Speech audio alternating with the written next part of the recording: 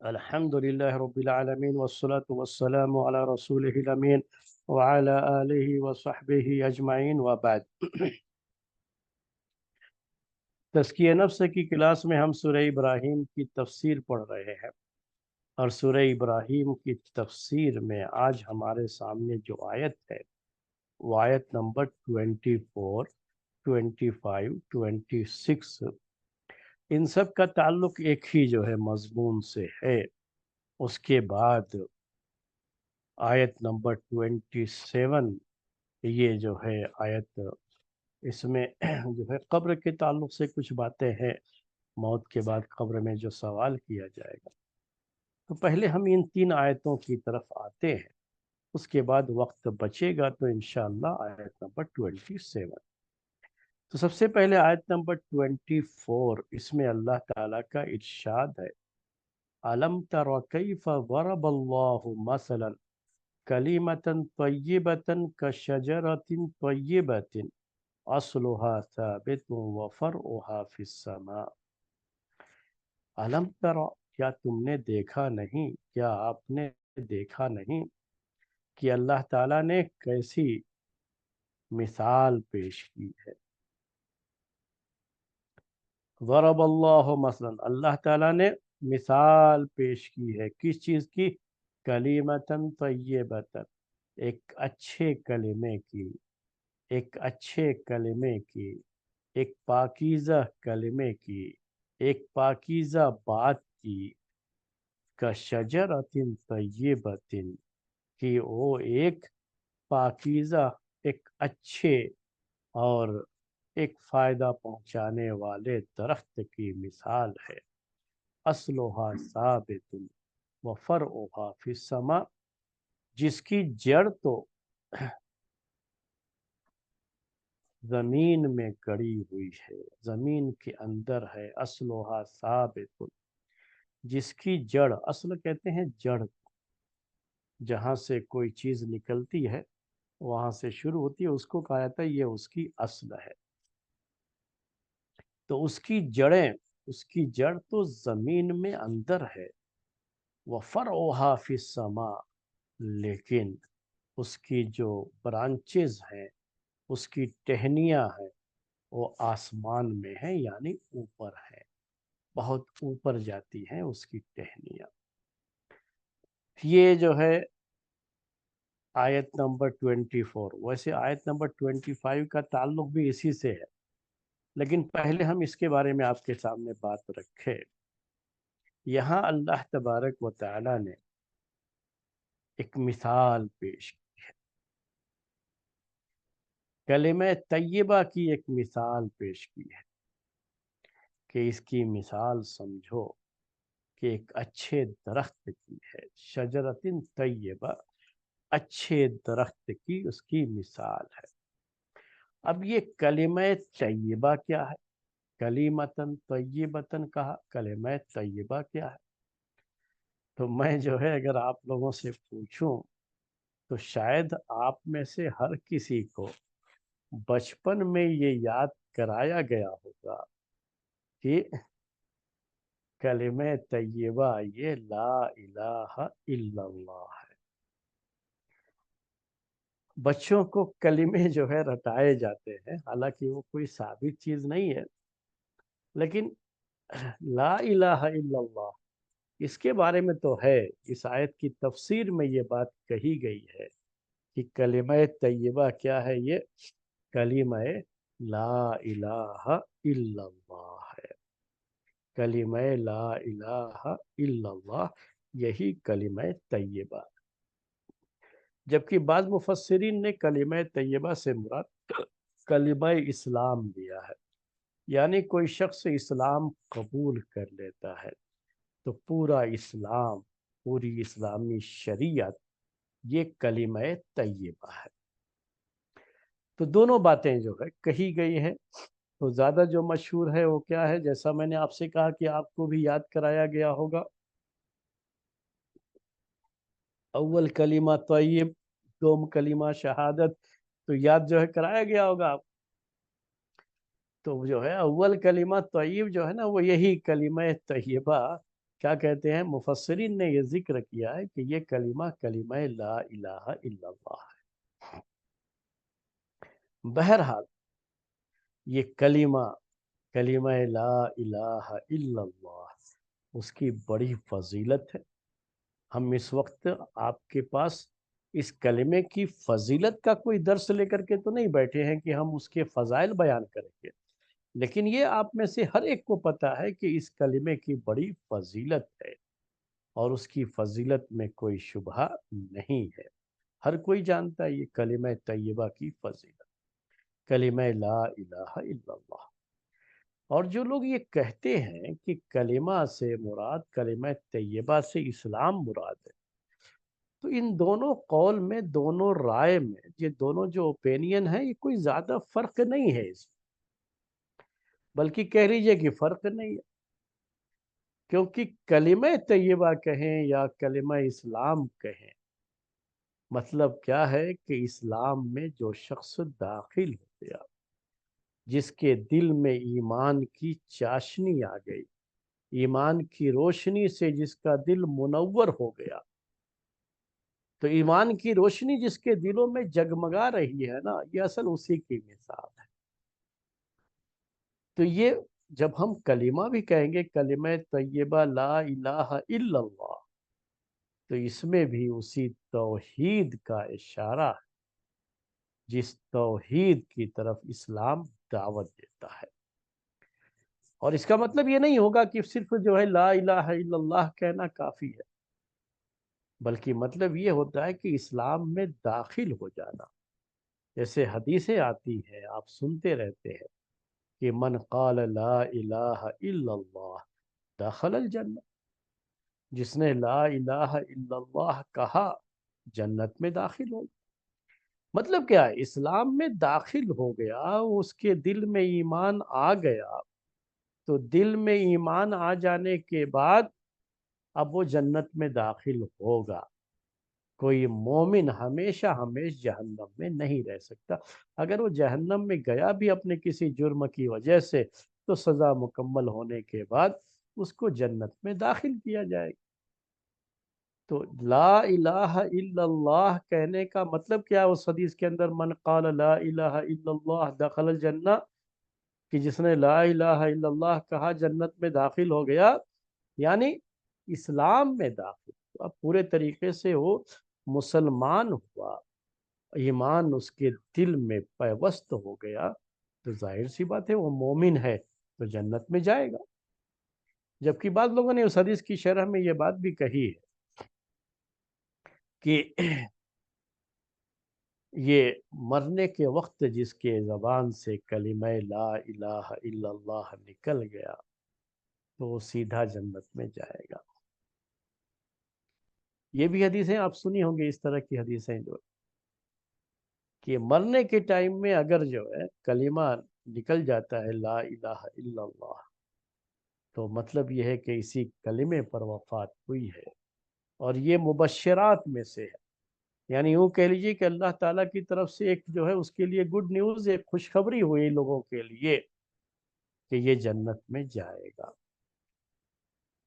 من قال لا الہ الا اللہ دخل الجنہ۔ تو میں بات کر رہا تھا لا الہ الا اللہ کی، تو لا الہ الا اللہ سے مراد یہ نہیں ہوتا کہ صرف یہی کہہ دیا، کیونکہ اس میں تو اللہ کے رسول صلی اللہ علیہ وسلم کی رسالت کی تصدیق کا بیان ہی نہیں، تو صرف یہ کافی نہیں ہوتا ہے کسی کے لیے، ذات میں رسول کی رسالت کی تصدیق بھی ہوتی ہے، سارے جو ایمانیات ہے، سارے جو عقائد ہے، اور پورا دین اس کو جو ہے سامنے رکھنا ہوتا ہے، اور واقعی جب تک پکے سچے مومن نہ ہو تب تک صرف لا الہ الا اللہ کہنے سے کوئی جو ہے مسئلہ حل نہیں ہو جائے گا۔ کہنے کا مطلب میرے یہ تھا کہ جو ہے جب یہ کہا گیا کہ کلمہ لا الہ الا اللہ مراد ہے کلمہ طیبہ سے، تو ان کا بھی مقصد یہی ہے کہ اس کلمے کا جو تقاضا ہے، لا الہ الا اللہ کا جو تقاضا ہے، اس کے تقاضوں کو بھی پورا کرے آدمی، تو وہی تو مومن ہوتا ہے، وہی مسلم ہوتا ہے۔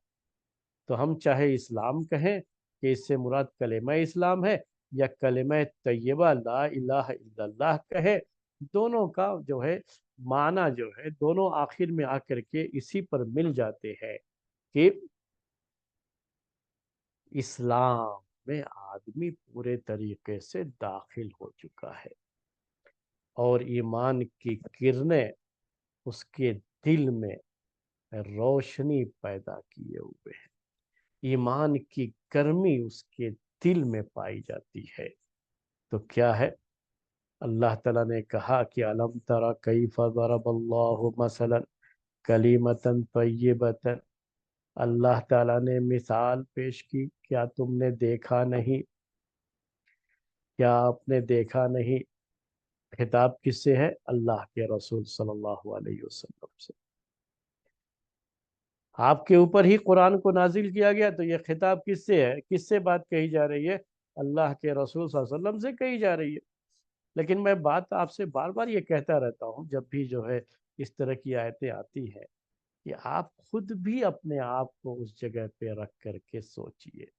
ہمارے پاس وحی نہیں آ رہی، لیکن یہ قرآن تو ہے نا ہمارے پاس، اللہ کا یہ میسج تو ہے نا ہمارے پاس، اللہ تعالیٰ نے اپنے رسول سے کہی ہے، لیکن ہم بھی اپنے آپ کو وہاں رکھ کر کے سوچیں، تھوڑی دیر کے لیے سوچیں۔ یہ کیا سوچیں کہ اللہ تعالیٰ ہم سے یہ بات کہہ رہا ہے۔ جب بھی آپ پڑھتے ہیں تو اللہ تعالیٰ کا یہ پیغام ہے، یہ میسج ہے، کہہ رہا ہے علم ترا علم ترا، تو ہم کیا ہے، گویا کہ کوئی ہم سے کہہ رہا ہے، ایک جو ہے تصور ہے جو ہمارے دماغ میں آنا چاہیے، اور اس کی وجہ سے جب یہ تصور کر لینا تو دماغ کے بہت سے بند تالے کھل جاتے ہیں، دل کے بند تالے کھل جاتے ہیں، اور ہدایت کی بہت سی باتیں اندر داخل ہوتی ہے۔ آدمی یہ محسوس کرنے لگتا ہے کہ میرا رب مجھ سے کہہ رہا ہے، وہ مجھ سے کہہ رہا ہے کہ کیا تم نے دیکھا نہیں۔ یہ ذہن میں رکھیے کہ یہ خطاب اللہ کے رسول صلی اللہ علیہ وسلم سے ہی ہے، وہ ذہن میں، اس کو ہم نہیں، اس کے خلاف نہیں جا رہے ہیں، لیکن یہ صرف کہ آپ جو ہے اس کو محسوس کریں پڑھتے ہوئے کہ یہ قرآن تو پوری دنیا کے لیے نازل کیا گیا ہے، اور اللہ کے رسول صلی اللہ علیہ وسلم کی رسالت بھی سارے لوگوں کے لیے، عالمین کے لیے آپ کی رسالت تھی۔ تو اس لحاظ سے سوچئے کہ ہر پڑھنے والا محسوس کرتا ہے کہ میرا رب مجھے کس طرح سے جو ہے، کس طرح سے اسے بیان، اور یہ بڑی حکمت ہے کہ اس طرح کی آیتوں میں کہیں بھی یہ نہیں آئے گا کہ الم ترا یا محمد، ایسا کچھ نہیں آتا۔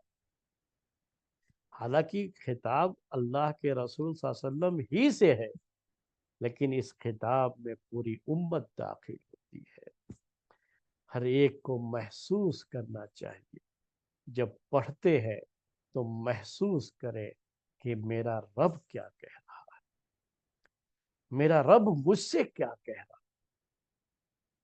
الم ترا کیف ضرب اللہ مثلا کلمۃ طیبۃ، کیا تم نے دیکھا نہیں کہ اللہ تعالیٰ نے مثال پیش کی ہے، ایک مثال پیش کی ہے۔ یہاں پر یہ بات بھی نوٹ کر لیجئے کہ اللہ تعالیٰ کے ناموں میں سے اللہ آیا ہے، اللہ تعالیٰ کے اور نام جو ہے ان میں سے کوئی نام نہیں ذکر کیا گیا۔ تو بہت ساری جگہوں پر اللہ تعالیٰ کا نام رب آتا ہے، اور کہیں اللہ تعالیٰ کا نام کیا آتا ہے؟ اللہ ذکر کیا جاتا ہے، اور بھی دوسرے نام ذکر کیے جاتے ہیں۔ تو یہاں پر مناسب تھا اللہ کا نام، کیا نام؟ اللہ۔ یہ نوٹ کرنے کی باتیں ہوتی ہیں، یہی سب چیزیں جب آپ نوٹ کر کے قرآن پڑھیں گے نا تو قرآن پڑھتے ہوئے آپ کو بڑی مٹھاس محسوس ہوگی، اور آپ کو لذت ملتی ہے کہ دیکھو اللہ تعالیٰ نے ہم سے کس کس طریقے سے بیان کیا ہے۔ یہ بھی تو ہو سکتا ہے نا، قرآن اللہ تعالیٰ نے نازل فرمایا ہے تو عربی زبان کے لحاظ سے یہی بات کہتے ہوئے عربی کا جو سینٹینس بنتا ہے وہ یوں بھی بنتا ہے کہ الم تر کیف ضربنا لک مثلا۔ اللہ تعالیٰ نے مخاطب کیا اپنے رسول کو تو کیا کہے گا کہ کیا تم نے دیکھا نہیں کہ ہم نے ایک مثال پیش کی۔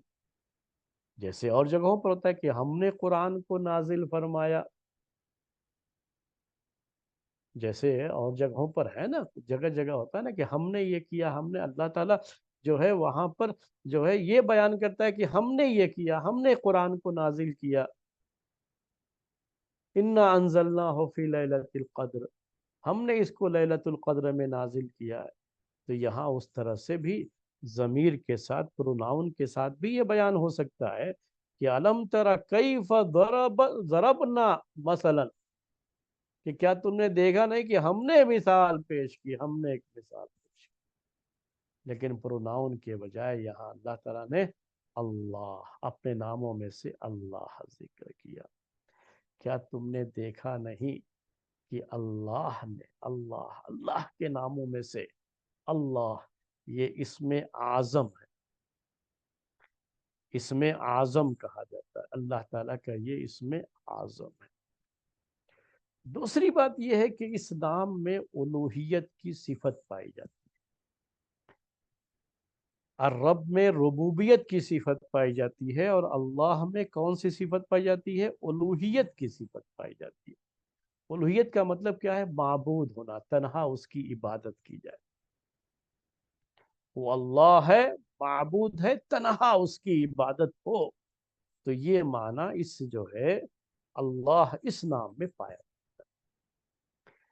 تو یہاں یہی نام کیوں مناسب تھا وہ میں بیان کر رہا تھا کہ یہ جو آگے ہے کلیمتن طیبتن، یہ کلمہ طیبہ کیا ہے؟ ابھی آپ کے سامنے بات آئی کہ مفسرین نے ذکر کیا ہے کہ یہ کلمہ طیبہ لا الہ الا اللہ، لا الہ الا اللہ، توحید کا کلمہ، توحید کا کلمہ۔ کون سی توحید؟ یہ جسے ہم توحید الوہیت کہتے ہیں۔ توحید الوہیت یعنی یہ کہ تنہا وہی معبود ہے اور تنہا اس کی عبادت کی جائے، اور یہ صفت کس میں پائی جاتی ہے اللہ کے ناموں میں سے؟ اللہ، اللہ میں یہ صفت پائی جاتی ہے۔ تو اللہ تبارک و تعالی نے یہاں اپنا نام اللہ کہا، کیونکہ جس کلمہ طیبہ کے بارے میں اس میں بات ذکر کرنی ہے وہ کلمہ طیبہ کلمہ توحید ہے، اور وہ توحید بھی کون سی توحید؟ توحید الوہیت ہے، تنہا وہی معبود ہے اور تنہا اس کی عبادت ہونی ہے۔ یہ جو ہے دعوت، یہی اسلام کی دعوت رہی ہے، یہی سارے انبیاء کی دعوت کا محور اور مرکز رہا ہے، یہی سارے انبیاء کی دعوت کا نچوڑ اور اس کا خلاصہ ہے۔ اور وہ کہاں، کس نام میں وہ صفت پائی جاتی ہے؟ اللہ۔ اور یہ مثال بھی وہی ہے، کلیمتن طیبتن، کیا کہا؟ مثال کیا پیش کی؟ کلیمتن طیبتن کشجرۃ طیبۃ، ایک طیب، ایک طیب کلمہ۔ طیب کیا ہے؟ پاکیزہ، اچھا سا۔ طیب حلال کو بھی کہا جاتا ہے حرام کے مقابلے میں۔ تو ہر وہ چیز، یوں بھی کہہ لیجئے کہ ہر وہ چیز جو اسلام کے لحاظ سے مکمل طریقے سے اس کو سرٹیفکیٹ ملی ہوئی ہے اس کے حلال ہونے کی، تو اسے بھی عربی میں طیب کہا جاتا ہے، قرآن میں اس کا ذکر ہے۔ اور یہ کلمہ کلمہ طیبہ ہے، پاکیزہ کلمہ۔ پاکیزہ کلمہ ہم اردو میں کہتے ہیں، تو پاکیزہ کیا مطلب اس کا؟ ایک ایسا کلمہ جس سے توحید کی دعوت کی شروعات ہوتی ہے۔ ایک ایسا کلمہ ہے جس میں شرک اور خرافات، گمراہیاں، اللہ کے راستے سے ہٹ جانا، وہ جو بھی بدعت و خرافات کے راستے ہیں، شرک کے راستے ہیں، ان تمام راستوں سے ہٹ کر کے کہاں اس کلمے کی جو شاہراہ ہے، اس کلمے کا جو روشن راستہ ہے، اللہ کی توحید کا راستہ، وہی راستہ یہ کلمہ طیبہ ہے۔ تو یہ کلمہ اسی لیے طیبہ ہے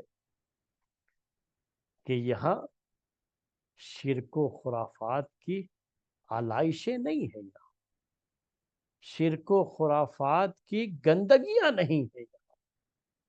اسلام شرک کو نجاست کہتا ہے، گندگی کہتا ہے، اور توحید کو پاکیزہ کہتا ہے۔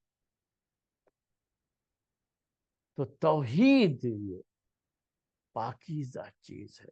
تو توحید کا کلمہ بھی کیا ہے؟ پاکیزہ کلمہ ہے۔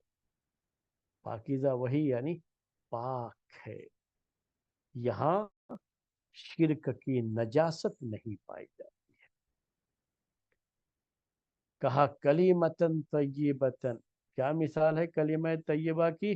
کا شجرۃ طیبۃ، ایک پاکیزہ درخت کی۔ یہ پاکیزہ درخت کیا ہے؟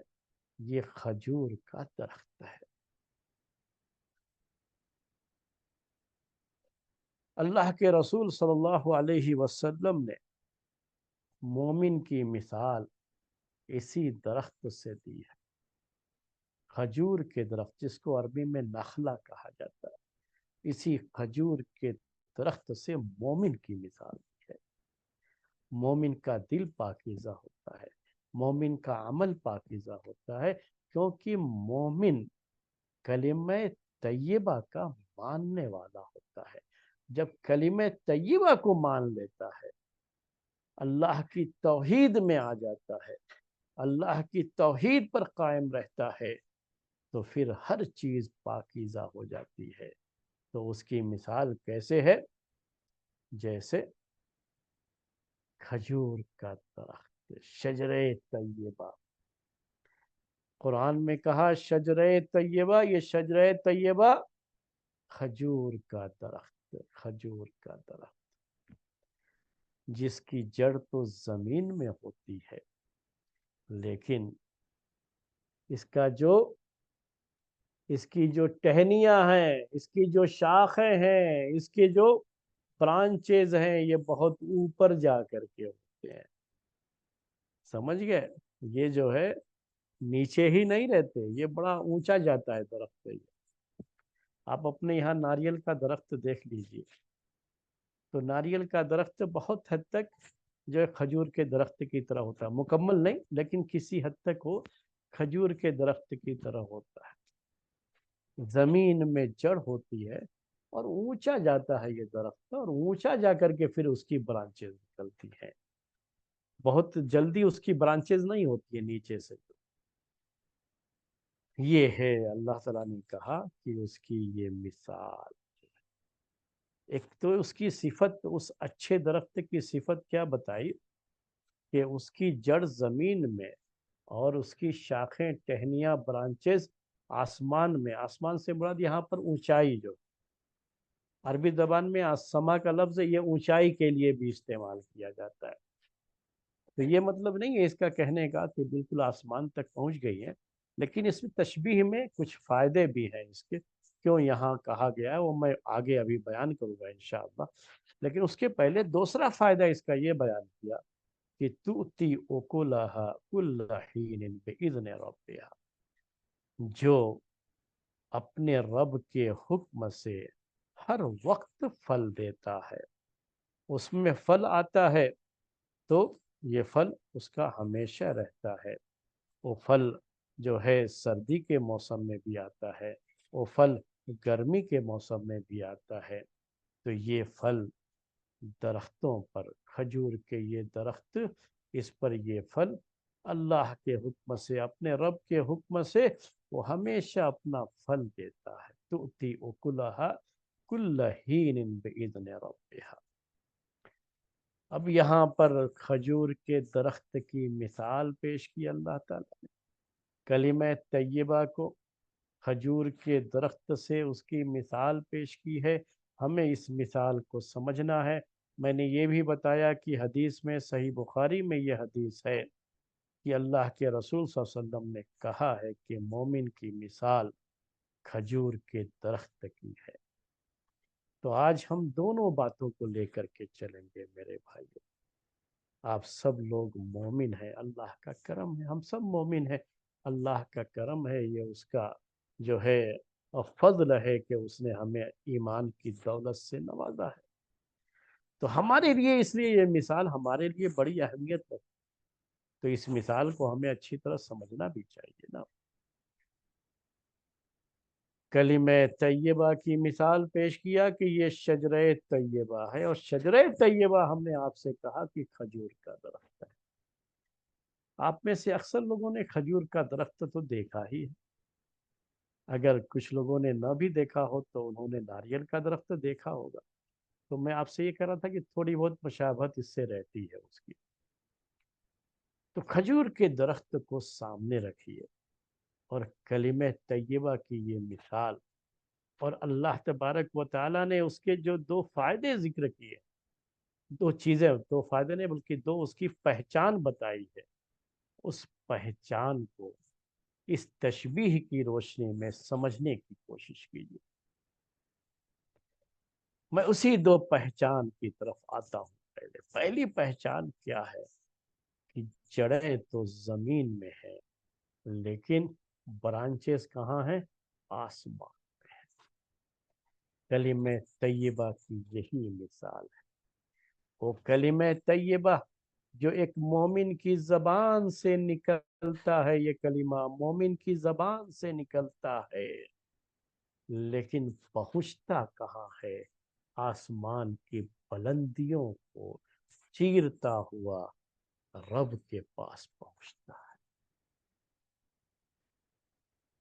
یہ جو ہے اس کلمے کی پہچان، اس مثال کی روشنی میں سمجھیے۔ اس لیے آپ کو اب سمجھ میں آئے گا کہ آسمان کیوں کہا، اس کی شاخیں، اس کی برانچز کہاں ہیں؟ آسمان میں ہے۔ یہ مطلب نہیں ہے کہ یہاں سے وہ پورا وہ جا کر کے وہاں آسمان تک وہ جو ہے برانچز لگی، یہ مطلب نہیں، یہ تو تشبیہ ہے نا، کہ یہ جو کلمہ ہے، یہ کلمہ جو انسان کی زبان سے ادا ہوتا ہے، یہ کہاں تک پہنچتا ہے؟ آسمان تک، آسمان کی بلندیوں تک۔ ایک مومن کا ہر عمل میرے بھائی، جب ہم کہتے ہیں کہ کلمہ طیبہ سے مراد اسلام ہے، پورا اسلام، اور یہ مومن کی مثال ہے، تو اس لحاظ سے بھی سمجھیے آپ کی ایک مومن کا ہر عمل، جو عمل بھی کرتا ہے، یہ عمل کہاں تک پہنچتا ہے؟ آسمان۔ آسمان تک پہنچنے سے کیا مراد ہے؟ آسمان کا بھی سینہ چیرتے ہوئے وہ سیدھا عرش تک پہنچتا ہے، اللہ تک پہنچتا ہے، ہمارے رب تک پہنچتا ہے۔ قرآن میں یہ بھی تو ہے نا کہ الیہ یصعد الکلم الطیب، یہ اچھی باتیں اس تک پہنچتی ہیں، چڑھتی ہیں یہ باتیں۔ ہمارا جو عمل ہوتا ہے ہمارے رب کے سامنے وہ سب پیش ہوتا ہے میرے بھائی، وہ تو ویسے ہی ہر چیز کو جانتا ہے، ہر چیز کا علم رکھتا ہے۔ تو یہ مثال سمجھیے کہ ہمارے لیے یہ مثال اللہ تعالیٰ نے ذکر کی ہے۔ تو کون ہے اللہ کا بندہ؟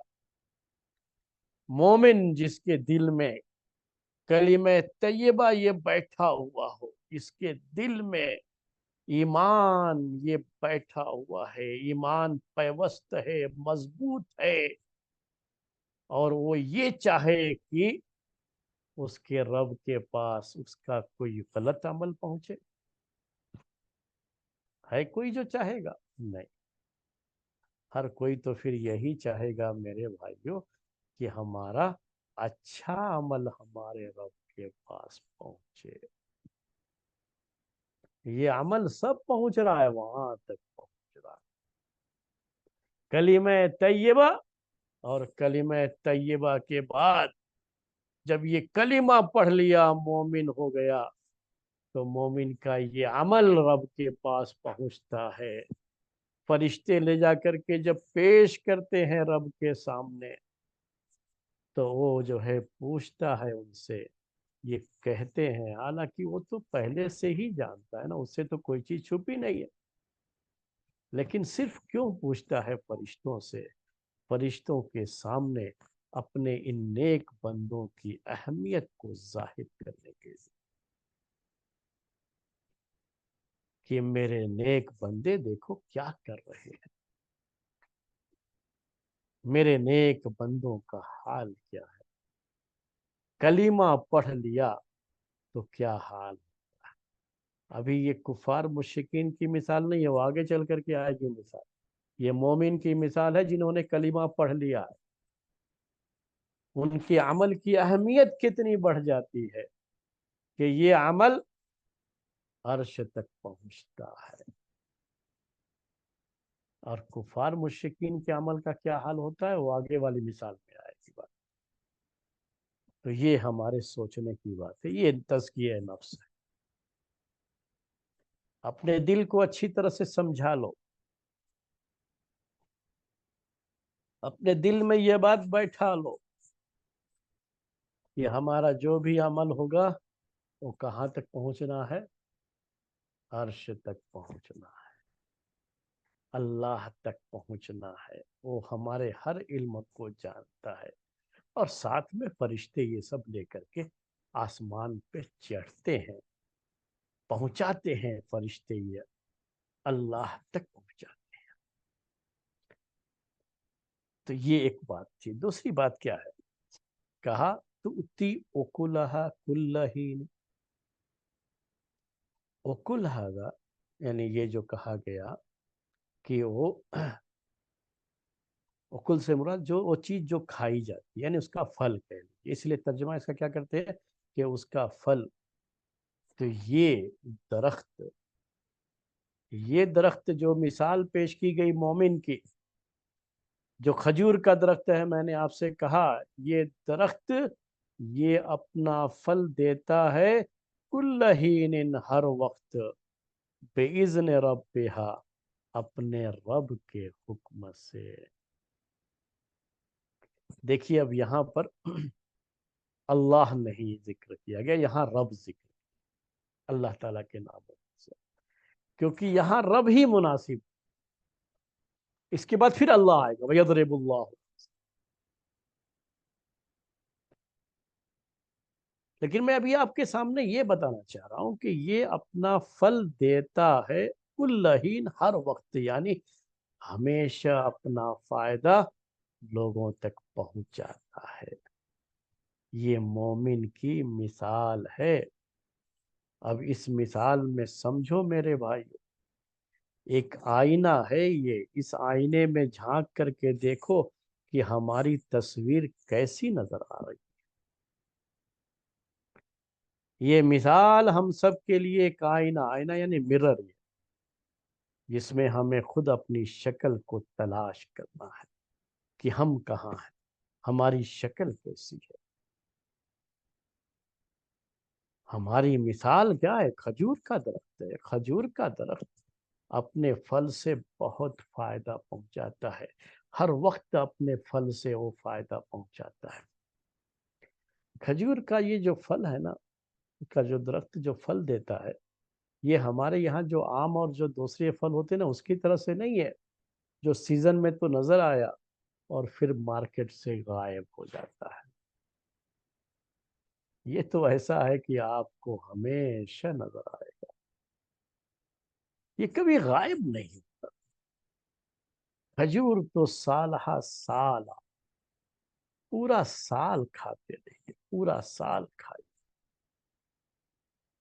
ہر وقت آپ کو کھجور نظر۔ اور یہ ہماری مثال ہے۔ مطلب کیا ہے کہ ہمارا عمل یہ نہیں کہ ایک دن کر لیا تو سو گئے. یہ پھل جو ہے ہماری مثال آم کے درخت کی نہیں، میں آم کی مثال جو کر رہا ہوں سمجھنے کے لیے، ہمارے یہاں چونکہ آم ہے تو ہم وہ بات پیش کر رہے ہیں کہ ہم سیزن والے لوگ نہیں ہیں کہ سیزن میں نظر آ گئے، رمضان کا مہینہ آ گیا تو سیزن کا یہ ہے، مومنوں کا سیزن کا مہینہ ہے، نیک عمل کا سیزن کا مہینہ ہے. ہمارے خطبہ، ہمارے مقرروں نے ایسا رمضان کے مہینے میں خطبے دے دے کر کے لوگوں کو ایسا بنا دیا کہ ان کو رمضانی مسلمان بنا دیا کہ وہ رمضان کے مہینے میں ہی مسلمان نظر آتے. مومن کی تو یہ مثال اللہ تعالیٰ نے نہیں پیش کی ہے نا. مومن کی مثال کیا ہے؟ کھجور کے درخت کی ہے جو اپنا پھل ہمیشہ دیتا ہے اور اس کا پھل ہمیشہ لوگ اس سے فائدہ اٹھاتے ہیں. تو مومن کیسا ہونا چاہیے میرے بھائیو؟ اس کا عمل بھی ہمیشہ رہے، ہمیشہ رہے.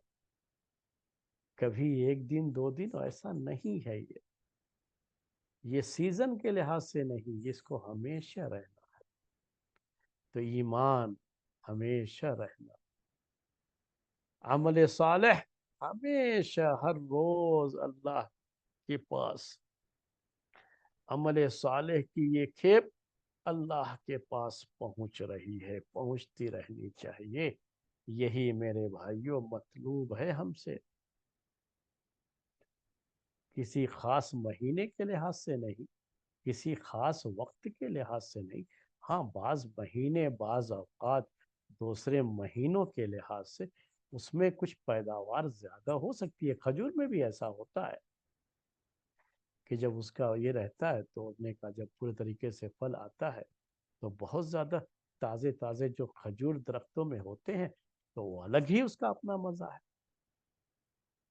اور سوکھے ہوئے کھجور ہمیشہ کھاتے ہیں آپ جو ہے، اس کا الگ ہی اپنا مزہ ہے. تو کسی خاص وقت میں یہ عمل زیادہ ہو جائے یہ تو ٹھیک ہے، لیکن یہاں کسی وقت میں عمل ختم ہو جائے اور بس سیزن کے وقت نظر آئے تو ہماری مثال آم کے درخت کی نہیں ہے، ہماری مثال کھجور کے درخت کی ہے، کھجور کے پھل کی ہے جو ہر جو ہے وقت جو ہے اپنا پھل دیتا ہے، جس کے پھل سے آپ ہر وقت فائدہ اٹھاتے ہیں. یہ مثال ہم سب کے لیے تھی. دوسری ایک اور بات اس میں نوٹ کیجئے، تیسری بات کہہ لیجئے کہ کھجور کا یہ درخت جو کہ مومن کی مثال ہے، اس کا ایک ایک جز، ایک ایک حصہ، ایک ایک پارٹ لوگوں کے لیے بڑا مفید ہوتا ہے، بینیفیشیل ہوتا ہے. اور اسی وجہ سے مومن کی یہ مثال دی اللہ کے رسول صلی اللہ علیہ وسلم. کھجور کے درخت کی اور کھجور کا جو یہ پھل ہے نا، اس کی ایک ایک چیز میرے بھائیوں بہت مفید ہے، بہت فائدہ پہنچاتی ہے. ہر چیز کام میں آتی ہے، کوئی چیز اس میں سے ضائع نہیں. سوچئے ذرا، تھوڑی دیر کے لیے سوچئے مومن کیسا ہونا چاہیے. مومن کیسا؟ تو مومن کی زندگی کا ہر ہر لمحہ، ہر حصہ اس سے لوگوں کو فائدہ پہنچنا چاہیے. کیونکہ ہماری مثال تو کھجور کی مثال ہے، کھجور کے درخت کی مثال ہے.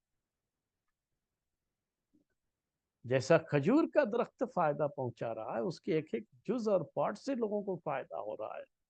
ہماری زندگی بھی اسی انداز کی ہونی چاہیے کہ ہم جہاں رہیں لوگ ہم سے محبت کریں، کیونکہ ہم لوگوں کو فائدہ پہنچانے والے ہیں.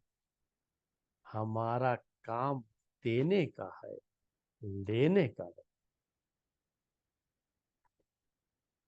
یہاں پر بھی تو وہی صفت بیان کی، کیا توتی اوکولا. توتی کا مطلب یہاں کیا ہے؟ دیتا ہے، وہ پھل دیتا ہے، ہر وقت دیتا ہے پھل. یہ دینے والے ہیں میرے بھائیوں، دینے والے، دینے والے. دینے والوں کو ہر کوئی پسند کرتا ہے، ہاتھ پھیلانے والوں کو کوئی پسند نہیں کرتا. دینے والوں کو پسند کیا جاتا ہے، مانگنے والوں کو پسند نہیں کیا جاتا. ہم مومن تھے، ہمیں دینے والا بن. ہم نے دنیا کو کیا دیا، ہم نے لوگوں کو کیا دیا. ہمارا کام تو دینا تھا، لیکن اب ہم کیا بن گئے؟ لینے والے بن گئے، لوگوں پر بوجھ بن گئے. لوگ پسند نہیں کر رہے ہیں کہ ہمارے درمیان کوئی مسلمان رہے، جبکہ ہونا یہ چاہیے تھا کہ دنیا یہ کہتی کہ یہ مومن ہے، اس کو ہمارے پاس آنے دو، کیونکہ یہ ہمارے پاس آیا تو ہمیں بڑا فائدہ ہوگا، کیونکہ یہ تو دینے والی قوم ہے. یہ جب ہمارے پاس رہے گی تو ہم کو کچھ نہ کچھ دے کے جائے گی. کھجور کے درخت کی مثال ہے یہ. کھجور کا درخت ہے، یہ جو ہے یہ مثال ہے، اس کو سمجھنا ہے. اور اس مثال سے یہ ساری باتیں آتی ہیں میرے بھائی. اور کیا ہے؟ کبھی نوٹ کیا آپ نے کہ یہ جو کھجور کا درخت پھل دیتا ہے، ہر وقت دیتا ہے، اپنے رب کے حکم سے دیتا ہے. یہ بالکل ویسے ہے جیسے سورج کی کرنیں ہیں، چاند کی روشنی ہے. جب سورج نکلتا ہے تو ہر ایک کو فائدہ پہنچاتا ہے. کبھی آپ نے دیکھا ہے کہ سورج نے فرق کیا ہو کہ میں اپنی روشنی سے، اپنی حرارت سے، اور جو اس میں وٹامن ڈی پایا جاتا ہے، میں صرف انہی کو فائدہ پہنچاؤں گا جو میرے رب کے ایمان پر ایمان لانے والے لوگ ہیں، اور جو نہیں مانتے میں ان کو فائدہ نہیں پہنچاؤں گا. کبھی وہ کہتا ہے؟ نہیں. جنہوں نے اپنے دروازے خود بند کر لیے، جنہوں نے دھوپ کو اپنے یہاں آنے سے خود روک دیا ہو، وہ محروم ہو سکتے ہیں، لیکن سورج کسی کو خود محروم نہیں کرتا. کھجور بھی ویسے ہی ہے، کھجور کا درخت بھی ویسے ہی ہے. یہ ایک پاکیزہ درخت ہے. جنہوں نے اپنے گھر کے دروازوں کو بند کر لیا ہو، جنہوں نے اس کھجور سے فائدہ نہ اٹھایا ہو، وہ اس سے محروم ہوں گے. لیکن کھجور کبھی خود فرق نہیں کرتا.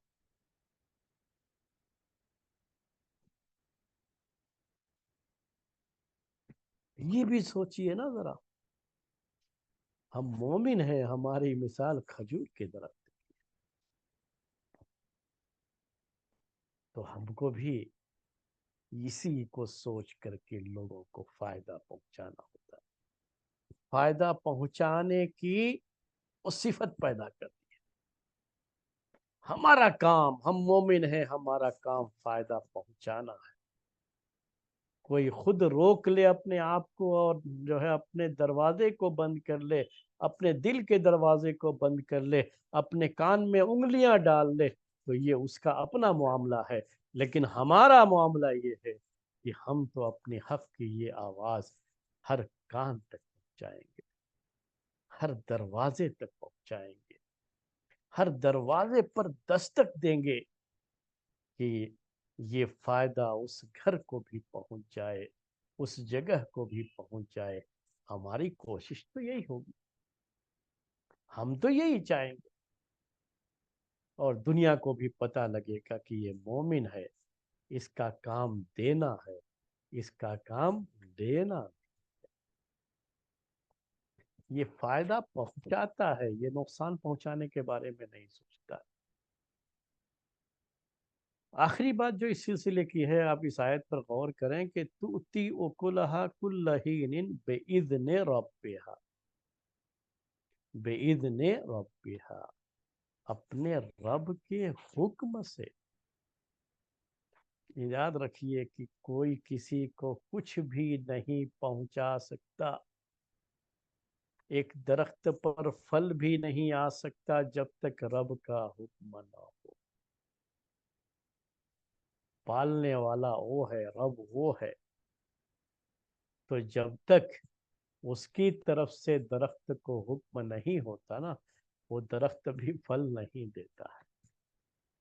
وہ جب چاہے درخت میں پھل بہت اچھا آ جاتا ہے، اور جب رب چاہتا ہے تو پھل کو روک بھی لیتا ہے۔ تو آپ کہیں گے کہ اس سال کھیتی اچھی نہیں ہوئی، پھل اچھا نہیں آیا، بہت کم آم آیا جس مارکیٹ میں، جس کی وجہ سے اس کی قیمتیں بہت زیادہ تھی۔ تو آپ یہی سب کہتے رہے اور یہی سب چیزیں ہوتی رہیں گی۔ کیوں؟ یہ سب کی سب کیا ہے؟ اس رب کے حکم سے ہوتا ہے، اسی کے فضل سے ہوتا ہے، اور اس کے بغیر کوئی چیز ایک پتا بھی حرکت نہیں کر سکتا۔ مومن کو بھی یہ سمجھنا ہوگا، مومن کو بھی یہ سمجھنا ہوگا۔ کیا سمجھنا ہوگا؟ کہ ہمارا جو بھی عمل ہے، ہماری جو بھی نیکی ہے، ہمارا جو بھی کام ہے، اب اگر ہم کسی کو کچھ بھی فائدہ پہنچا رہے ہیں تو یہ سب کیا ہے؟ ہمارے رب کا فضل ہے، یہ ہمارا کچھ نہیں ہے۔ اس لیے اس کو لے کر کے پراؤڈ فیل کرنے کا نہیں ہوتا ہے، یہ فخر کرنے کا نہیں ہوتا ہے یہ، بلکہ اپنے رب کا شکر ادا کرنا ہوتا ہے کہ دیا تھا اس نے، اپنا فضل کیا ہم پر، اپنے کرم کی بارش نازل فرمائی، تو ہم نے بھی دنیا کو اس کا فائدہ پہنچایا۔ فائدہ پہنچا کر کے احسان جتلانے والی کیفیت نہیں ہونی چاہیے۔ اسی لیے اللہ تعالیٰ کو سخت ناپسند ہے کہ اگر کوئی کسی پر احسان کر کے اس کو جتلاتا ہے تو سخت ناپسند ہے، اور اس کی وجہ سے اس کا وہ پورا احسان برباد ہو جاتا ہے، اس کی نیکی برباد ہو جاتی ہے۔ اللہ تعالیٰ کے یہاں اس کے لیے کچھ نہیں، کیونکہ جب یہ عقیدہ ہوتا ہے نا کہ یہ میرے رب کا فضل تھا، اس نے دیا تھا، میں نے دوسرے کو اس کا فائدہ پہنچایا، تب کبھی احسان والی بات نہیں آتی ہے، وہ جذبہ نہیں آتا، اس میں تکبر والی بات نہیں آتی ہے، پھر دکھاوے والے مسائل نہیں آتے ہیں، وہ ساری چیزیں ختم ہو جاتی ہیں، اور بڑی خاموشی کے ساتھ، جیسے کھجور کا درخت یہ لوگوں کو بڑی خاموشی کے ساتھ فائدہ پہنچا رہے ہیں، ہمیشہ ان کا فائدہ رواں دواں ہے، ویسے ہی مومن کے بھی فائدہ پہنچانے کا یہ دریا ہمیشہ بہتا رہنا چاہیے، رواں دواں رہنا چاہیے۔ تو یہ ہے میرے بھائیو یہ مثال، تؤتی اکلہا کل حین بإذن ربها وَيَضْرِبُ اللَّهُ الْأَمْثَالَ لِلنَّاسِ لَعَلَّهُمْ يَتَذَكَّرُونَ۔ اللہ تعالیٰ نے پھر ایک ضابطہ بیان کر دیا اس آیت کے آخر میں کہ اللہ تعالیٰ مثالیں پیش کرتا ہے لوگوں کے لیے تاکہ لوگ نصیحت حاصل کریں۔ مقصد مثال پیش کرنے کا یہی ہے میرے بھائیو، اس مثال کو میں نے جو سمجھایا آپ کو، اس کا مقصد بھی یہی ہے۔ مقصد کیا ہے؟ کہ لعلہم یتذکرون، تاکہ وہ لوگ نصیحت حاصل کر لیں۔ یہ جو ہے امید ہوتی ہے کہ اس کی وجہ سے لوگ نصیحت حاصل کر لیں گے۔ اکثر لوگوں کا معاملہ یہ ہو جاتا ہے میرے بھائی کہ فائدہ پہنچانے کے بجائے، فائدہ پہنچانے کی جو طبیعت ہونی چاہیے، جو ایک مومن کی شان ہے، اس کے بجائے وہ نقصان پہنچانے کے بارے میں سوچنے لگتے ہیں، اور ایسی طبیعت کے رکھنے والوں کو لوگ پسند نہیں کرتے، اور یہ جب صفت ہو جاتی ہے تو اسی وجہ سے پھر مسائل یہ آ جاتے ہیں کہ لوگ مسلمانوں کو، ایمان والوں کو پسند نہیں کرتے۔ جی یہ ان کے اپنے مسائل بھی ہو سکتے ہیں، ان کے اپنے جو ہے تعصب بھی ہو سکتا ہے، لیکن ان سارے تعصبات کو اپنی جو ہے پاس وہ اس رہنے دیجئے، اس سے ہمیں کوئی لینا دینا نہیں ہے۔ لیکن ہم اگر اپنے حالات کو درست کر لیں اور اپنی طبیعتوں کو درست کر لیں، اپنے آپ کو فائدہ پہنچانے والا بنا لیں، تو یاد رکھیے کہ لوگ فائدہ پہنچانے والے کی، دینے والے کی قدر کرتے ہیں، عزت کرتے ہیں، عزت کی نگاہ سے دیکھتے ہیں، محبت بھری نگاہ سے دیکھتے ہیں۔ لیکن ہاتھ پھیلانے والی جب قوم ہم بن کر کے رہ جائیں گے تو کہیں بھی جائیں گے تو ہمارا حال یہی ہوگا کہ لوگ نفرت کی نگاہ سے دیکھیں گے، کیونکہ ہاتھ پھیلانے والوں کو نفرت کی نگاہ سے ہی دیکھا جاتا ہے۔ یہی چیز ہوتی ہے، یہی چیز جو ہے پائی جاتی ہے، یہی معاملہ ہوتا ہے۔ تو اس مثال کو ہم یاد رکھیں جو اللہ تعالیٰ نے پیش کی ہے، اور یہ مومن کی مثال تھی، کلمہ طیبہ کی مثال تھی، جس کو کہ شجرہ طیبہ سے مثال دے کر کے پیش کیا۔ اور شجرہ طیبہ میں نے آپ سے کہا کہ اس کو اللہ کے رسول صلی اللہ علیہ وسلم نے کہا کہ یہ کھجور کا درخت ہے، اس کی مثال مومن کی مثال، مومن کی مثال کھجور کے درخت کی مثال ہے یہ۔ تو مومن کو کیسا ہونا چاہیے؟ کھجور کے درخت جیسا ہونا چاہیے۔ تو یہ سب جو ہے مثالیں ایک دوسرے کے ساتھ جو جڑی تھیں، میں نے تھوڑی سی اس کی وضاحت کر دی آپ کے سامنے۔ مقصد کیا ہے؟ جیسا اللہ تعالیٰ نے کہا کہ ان مثالوں کا مقصد تاکہ لوگ نصیحت حاصل کر لیں، اور اسی مقصد سے ہم نے تھوڑی اس کی وضاحت آپ کے سامنے کی کہ آپ کو بھی اس سے نصیحت حاصل ہو جائے۔ یہ چند باتیں تھیں اس آیت کی تفسیر کے تعلق سے، یا ان دو آیتوں کی تفسیر کے تعلق سے، اور آج کا درس اسی پر ختم کرتے ہیں۔